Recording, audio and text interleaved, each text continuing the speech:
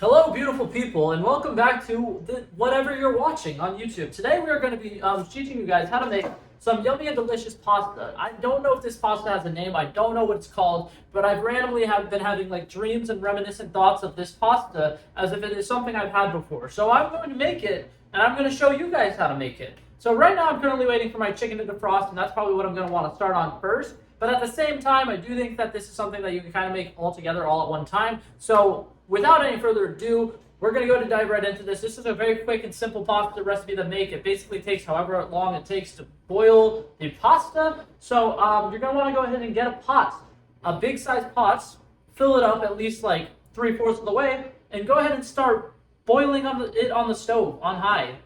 And ignore the fact that I just stuttered, because that's kind of embarrassing. Let's go ahead and do that.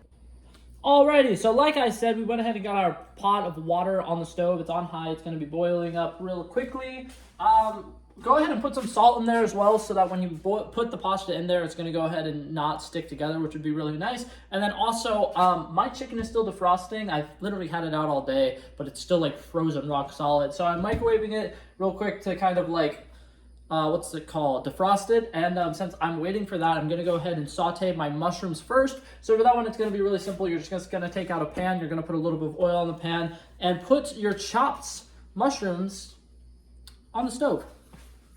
Okay, now to make this even easier on myself, I'm going to go ahead and just do all of these steps, like all of the little like sauteing the chicken, sauteing the mushrooms, whatever, all that jazz. I'm going to go ahead and just do it on one pan, make it nice and easy, so I only have one dish that I need to clean later. So I'm using a gigantic little cast iron pan. I just wanted to go ahead and say that I'm doing everything on the same thing because I'm about to use a small amount of mushrooms, and this is a giant pan. I don't want you guys freaking out thinking, oh my god, do I need to use a giant pan? Do I need a lot of mushrooms? It's not a lot of mushrooms. It's a regular size pack of mushrooms. Also, I want to go ahead and say I cheated and got pre-sliced mushrooms.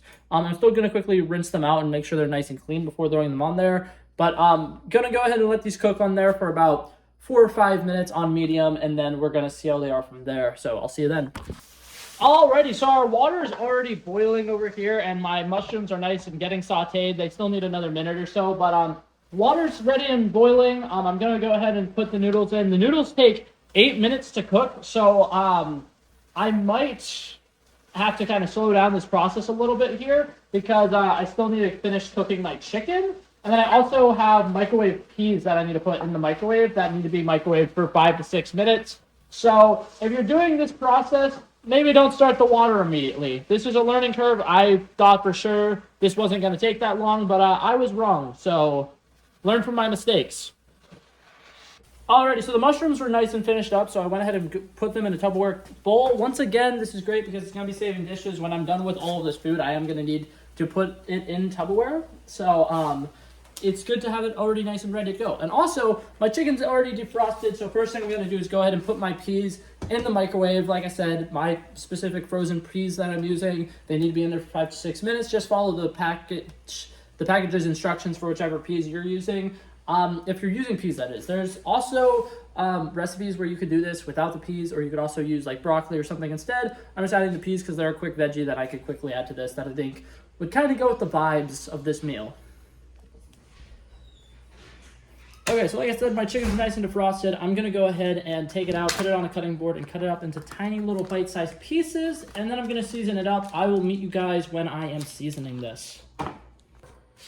Okay, so I went ahead and chopped up 1 chicken breast. I'm going to actually be using 3 chicken breasts, but I want to just go ahead and get the seasonings out of the way. The seasonings that I'm going to be using for this are relatively basic. I'm going to use onion powder, garlic powder, a little bit of paprika, a little bit of chili powder, just a very small amount of chili powder, and then I'm going to load it up with, what's it called, black pepper. I think I already said black pepper, but I'm going to put mostly black pepper. That's going to be the seasoning that I use the most of in this.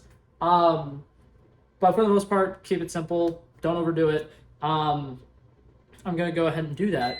Also, I want to go ahead and say I'm using 3 chicken breasts in this. I have a family of 6 that I'm feeding. If you're just making this for yourself or your significant other, or maybe you have a small family of 4 or something, you don't have to do this much chicken. You don't have to do this much pasta. I'm doing a big serving because, like I said, I got a big family. Okay, so now everything is nice and going. The chicken is finally ready to cook. I'm kind of chopping it up into even smaller little bite-sized pieces right now. But now that we got the chicken fully cooked and everything looks fantastic, ready to go with that, I'm gonna go ahead and pour in a little bit of heavy cream on top. Probably, hold up, let me show you. I got this little, like, I think it's 8 ounces. I'm gonna do about half of this into here. And then I'm also gonna add about a cup of shredded Parmesan cheese. And then obviously the rest of the sauce is also going to be cream of mushroom soup. Okay, so we got all the sauce going here. The pasta still needs about a minute left to boil, but everything seems about ready to go. All I need to do is add the cream of mushroom soup, and then when I strain the pasta, I'm gonna pour all of the chicken, all of the veggies and stuff into the one bowl that I currently have the pasta boiling in, and then I'll add the pasta, and then you literally just mix it all together. And I'm so ready. It's gonna be fantastic.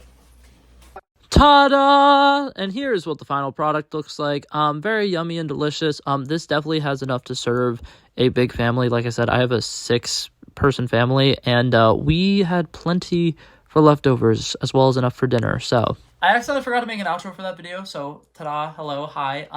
I hope you guys enjoyed that video. If you guys decide to make that recipe, please let me know how you guys like it. But yeah, that's it for this video, guys. Hopefully you guys enjoyed it, and I'll see you guys in the next one. Peace out. Bow, bow, bow.